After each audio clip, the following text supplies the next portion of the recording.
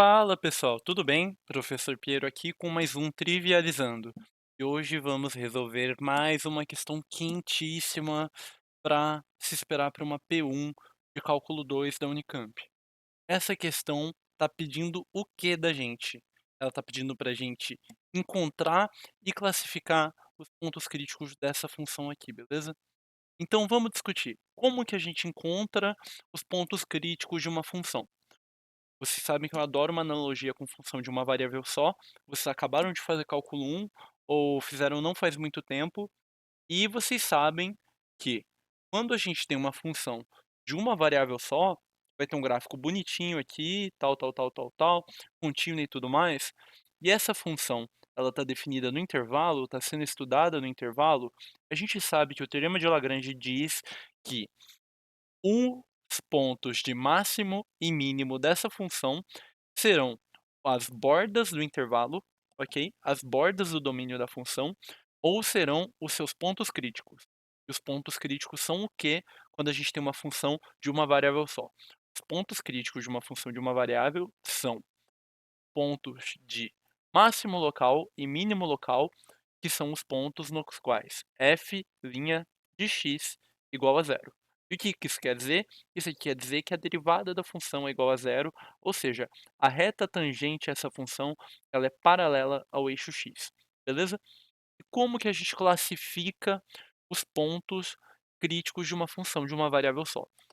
Em R, a gente faz o seguinte, a gente tem o teste da segunda derivada.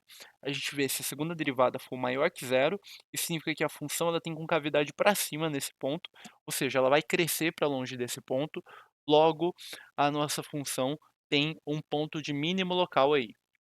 E quando a nossa segunda derivada, f' de x, for menor que zero, a gente tem que a concavidade da nossa função ela vai ser para baixo. Então o que vai acontecer? Para qualquer pontinho que a gente afaste um pouquinho desse ponto, a gente vai diminuir o valor da nossa função. Então, pontos críticos, eles são pontos nos quais a gente pode ter um mínimo ou máximo ou um ponto de célula. O que é um ponto de célula? Eu vou fazer um desenho aqui, né? Um desenho aqui. Se eu tiver uma função desse tipo, calma, vamos pensar no gráfico dessa função nesse ponto aqui. Olha só, nesse ponto aqui, a gente tem o seguinte: a nossa derivada é igual a zero, mas para a direita ela cresce e para a esquerda ela diminui. Então esse ponto é um ponto de máximo?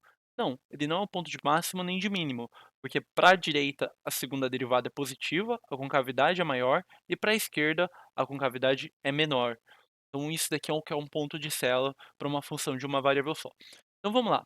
O que a gente vai saber dizer, então, para uma função de duas variáveis? Vou desenhar aqui uma função de duas variáveis, eixo x, v e y.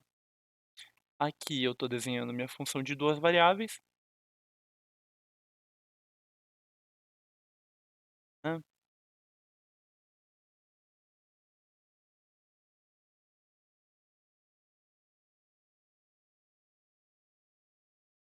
E aqui, do jeito que eu desenhei, eu fiz de uma forma que mais ou menos ela tem uma cuia para cima aqui. Aqui ela tem um formato de cuia. Ou seja, perto dessa localização aqui, essa função ela é mais ou menos assim,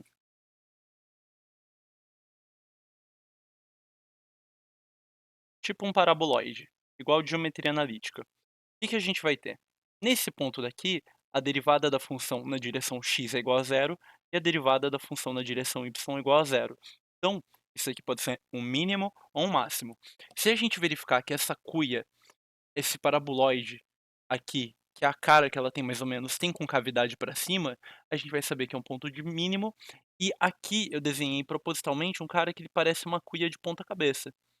Então aqui, se isso daqui for um ponto crítico, a derivada em x, a derivada parcial de x for igual a zero, e a derivada parcial em y for igual a zero, e essa cuia ela tiver concavidade para baixo, a gente sabe que isso daqui é um ponto de máximo local.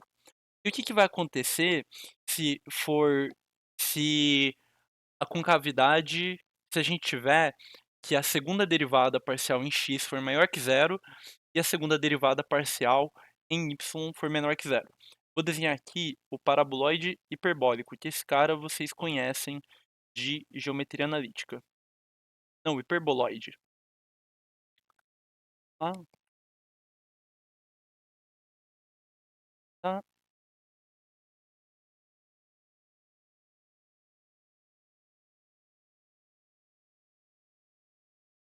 Percebam nesse ponto aqui, o que está acontecendo? Aqui no eixo x, se a gente cortar com o plano aqui em x, isso daqui tem a derivada zero, né? E em y, isso aqui também tem a derivada zero. Só que na direção x, essa função está apontando para baixo. E na direção y, essa função aqui ela tem concavidade para cima. Então, isso daqui é um ponto de Sela em duas variáveis. Em três variáveis eu não consigo desenhar, infelizmente, porque funções de três variáveis têm um gráfico de 4 dimensões. E eu não conheço nenhuma pessoa ainda que consiga desenhar bem gráficos de 4 dimensões, nem com analogias muito boas. Então, a gente vai ter que, em R2, um ponto de máximo é um ponto no qual a função perto ela aparece com uma cuia com concavidade para baixo, em todas as direções, e a gente tem que um ponto de mínimo é que tem uma cuia de concavidade para cima, e um ponto de sela é um ponto no qual, em uma das direções, aponta para um lado, e nas outras direções, ou todas ou algumas, aponta para outra direção a concavidade. Tá bem? Perfeito. Então vamos lá. Aqui eu vou copiar a nossa funçãozinha para eu usar a magia do Ctrl C, Ctrl V para arrastar ela para baixo. Dá para perceber de cara que essa função aqui é uma quádrica, tá, pessoal? Se vocês quiserem usar geometria analítica para simplificar isso daqui com produtos notáveis, vocês conseguem. Usar todas aquelas coisas de matriz diagonalizável. Eu não conheço nenhum professor que vai reclamar disso se você usar na prova. Mas aqui eu vou fazer da forma mais standard possível para conseguir acolher a galera que tem mais dificuldade, não tem uma base tão grande de geometria analítica. Vamos lá. Essa daqui é a nossa função. Beleza. Então a gente viu que para que x barra seja ponto crítico de f, ponto crítico, crito, ponto crítico, é necessário que df del x de x barra igual a zero. Ah, x barra é um vetor, tá, pessoal? Esse vetor barra, eu estou querendo dizer que esse x aqui é x, y, ok? E del f del y de x vetor igual a zero. Então, a gente já percebeu aqui que assim como a gente tinha que calcular a derivada unidimensional de uma função de uma variável para encontrar os pontos críticos e igualar a zero, aqui a gente vai ter que derivar nas duas direções. E se a gente tiver três variáveis, a gente vai ter que derivar em todas as direções. Então, del f, del x, coisa mais fácil do mundo, porque isso aqui é um polinômio de duas variáveis. A gente sabe que a gente pode derivar cada um desses termos. Então, vamos lá. Derivada de x ao quadrado com respeito a x. 2x. Derivada de 3xy com respeito a x. Y é constante com respeito a x, então a gente deriva em x e considera y a constante. 4y ao quadrado com respeito a x. Esse cara daqui some vapo, por quê? Porque y ao quadrado é constante com respeito a x. Menos 6x.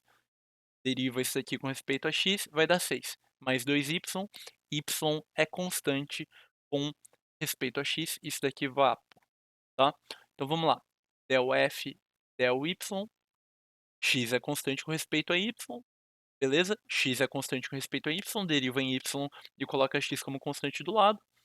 4y ao quadrado a gente sabe derivar tranquilamente com respeito a y, vai ficar 8y menos 6x constante, vapo, mais 2y deriva isso aqui com respeito a 1 e bora. Então a gente quer resolver o sistema de equação, que no caso vai ser linear, e vai ser 2x mais 3y. Vou passar o 6 para o outro lado para ficar o sistema ficar um sisteminha bonitinho, igual ao sistema de geometria analítica. 3x mais 8y igual a menos 2, tá bem? O que eu vou fazer aqui para facilitar a nossa vida, eu vou fazer o MMC entre o pivô das duas equações, ou seja, eu vou multiplicar essa equação por 3 e essa daqui por 2, ficando 6x mais 9y igual a 3 vezes 6, 18, e essa aqui de baixo vai ficar 6x mais 16y igual a menos 4. Por que eu fiz isso? Porque agora os pivôs eles são os mesmos e eu posso subtrair uma equação da outra e ficar resolvido e resolver para uma das variáveis tranquilamente. Tá bem. Então vamos lá. Eu posso subtrair a equação de baixo da equação de cima tranquilamente, padrão, né? Ou subtrair a de cima da de baixo. Eu vou subtrair na de cima a de baixo. Vai ficar 0x mais 9y menos 16y igual a 22. Então vai ficar menos, espera aí, ô louco, vai ficar menos 7y igual a 22. Então, y igual a 22 sobre menos 7. E agora a gente pode substituir 22 sobre menos 7 aqui nessa outra equations e vai ficar 6x igual a menos 4 menos 16 vezes menos 22 sobre 7. É uma conta feia aqui, mas todo mundo sabe voltar para o ensino fundamental de vez em quando. Vamos fazer aqui. 2, 16, 6 vezes 2, 2, 1, 6 vezes 2, 2, 1, 1 com 2, 3, 1, 2, aqui 0, 1 com 2, 2, 1 com 2, 2, 2, 5, 3. 352 dividido por 7. Ok, então ficou aqui 6x igual 352 dividido por 7 menos 4. E tudo isso aqui dividido por 6, x vai ser igual isso daqui tudo dividido por 6. Eu vou fazer a conta na calculadora porque não tem muito propósito didático eu ficar fazendo continha assim, né? 3 segundos, porque eu ainda não tenho recursos avançados para edição, né? Então eu vou tomar aqui meu tempinho.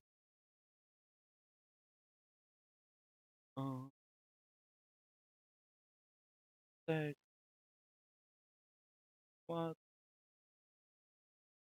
6. Tá. 7 mais 5 sobre 7. 7 sobre 7. 7. Beleza? E vamos colocar normalizado isso aqui. 7 menos 4. Beleza? Ok. E o outro deu menos 22 sobre 7.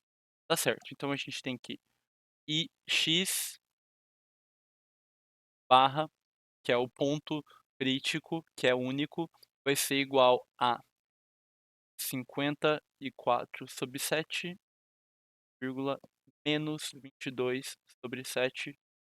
Eu vou tirar esse 7 para fora, porque isso aqui é um vetor, então ele pode ser multiplicado por escalar pode ser botado para fora, só para ficar mais bonito, tá bem, pessoal? Então vai ficar 1 sobre 7 vezes 54, menos 22, tá bem? Esse daqui é o nosso ponto de mínimo. Agora vem o truque da parada. O truque da parada é como que a gente faz o critério da segunda derivada para a função de duas variáveis. Tá bem. Pessoal, então, a gente vai ter o seguinte. Quando a gente tem uma função de uma variável só, o critério da segunda derivada ele depende do seguinte. Só tem uma direção para o qual a gente pode derivar a função, que é para a esquerda e para a direita, mas se a função ela é contínua, as derivadas pela esquerda concordam com as derivadas pela direita, se a função é diferenciável, né? Então não tem muito problema. Agora, em várias variáveis, a gente pode diferenciar a função em diversas direções, na verdade infinitas. Então o que que a gente faz? Tem uma matriz que a gente chama de matriz hessiana, de x e y, ou se for z, de x, y, z, ela é o seguinte. Aqui eu vou fazer para 2 variáveis, mas você consegue pesquisar na internet depois para entender como que é com mais, né. Se a gente tem uma função f, sei lá, h de f também pode ser denotada, h de f de x, y. A nossa matriz hessiana, ela vai ser todas as combinações possíveis das segundas derivadas dessa função. Então, como em várias variáveis tem várias formas possíveis de diferenciar uma função 2 vezes, a gente vai fazer todas essas combinações possíveis e obter uma matriz. Então vai ter del f ao quadrado, porque a gente vai diferenciar 2 vezes, del x, a gente pode diferenciar a função 2 vezes em x, del ao quadrado f, del x, del y, diferenciar uma vez em x e outra em y, del ao quadrado f, del y, del x, que é a mesma coisa que del x, del y, pelo teorema de Fubini. Del quadrado f sobre del y, essas são todas as formas possíveis de diferenciar uma função de 2 variáveis. E o que a gente vai estudar para decidir se uma função é de máximo ou de mínimo? O jeito certo seria, a gente calcula os autovalores e autovetores dessa matriz, escreve ela diagonalizada e a gente vê se todos os autovalores são positivos, os autova blá blá blá. Mas ninguém aqui vai ficar falando de autovalores, porque tem um jeito muito mais ninja de você calcular se essa função, se num ponto a gente vai ter um máximo ou um mínimo. Qual que é o jeito master? Eu vou pegar aquela função lá e eu vou calcular a hessiana dela, a hessiana dela. Eu tinha pego um Ctrl C, Ctrl V dela, né? Eu acho que ela tá no meu Ctrl C agora. Olha aqui que beleza, a magia dos computadores.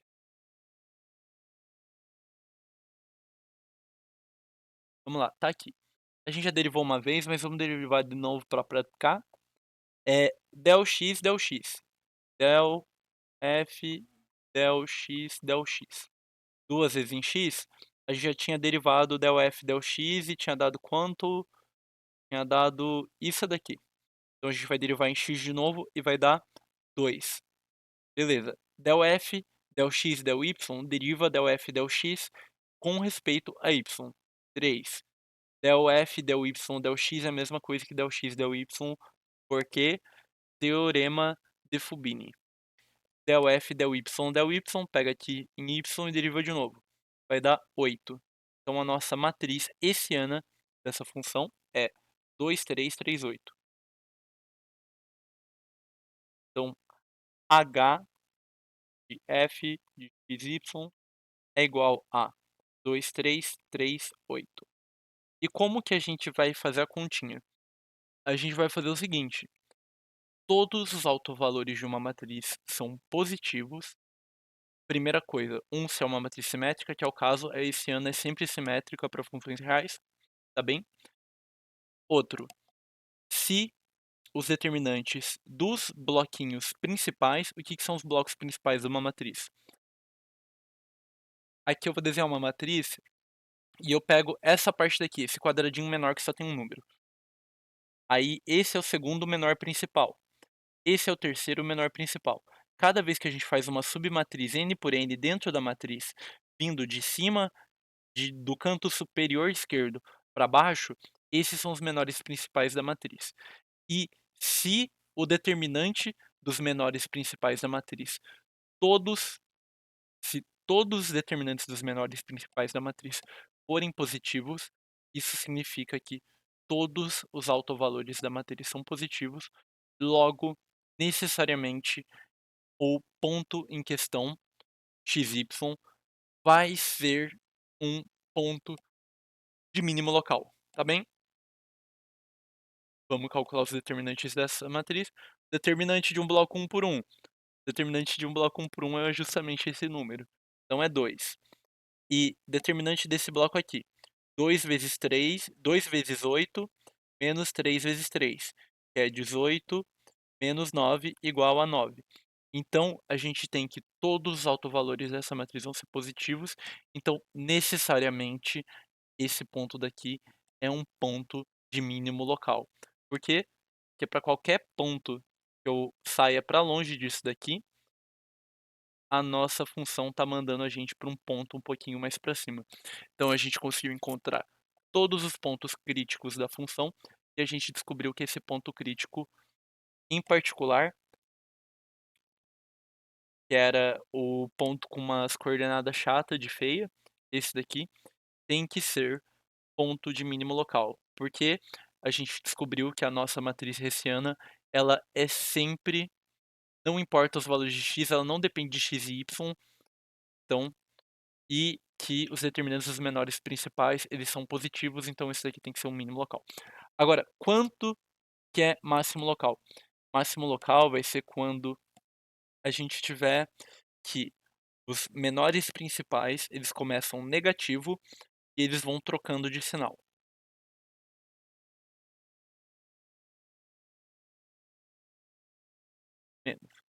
Eles vão trocando de sinal, porque isso é equivalente a uma matriz simétrica ter todos os seus autovalores negativos, perfeito? Ah, mas eu não sei o que é autovalor e autovetor. Você só precisa de decorar o rolê das menores principais para a prova, e tá tudo bem, beleza? Valeu, pessoal, esse é o vídeo de hoje. Entrem no meu grupo de WhatsApp, eu tô aceitando sugestões de vídeos, de conteúdos para eu abordar no canal. Eu tô querendo discutir com vocês, integrar uma comunidade bacana, assim, da Unicamp, da USP, da galera que eu já conheci.